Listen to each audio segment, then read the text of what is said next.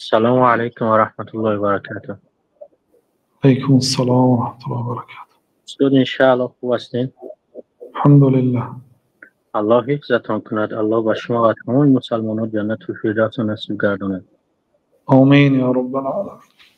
استاد سوال داشتیم. همین سوال ما یکم همین است که در حالت وقتی که دست من در طعام است، طعام خورده شدم، یک برادر دیگر میاد با من سلام میکند. آیا درست است که در همین حالت من با او سلام کنم؟ بله، به هر حال دستش را رد نکنید و به مقصد دستی روغن که تینیو به پشتی دستتان سلام کنید. آداب سلام دادن این است که وقتی که به یک جا در آمدید سلام علیکم و رحمت الله میگوید، به همون کفایه هست.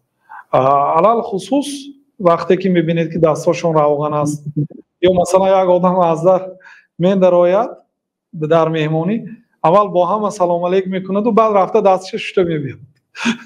یعنی که دستی همه را افلاس کرد، بعد رفت سلام شسته آمده نشست. چیکار کنیم دیگه؟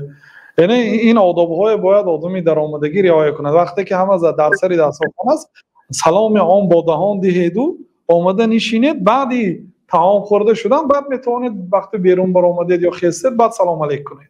مردم تشویش ندهید.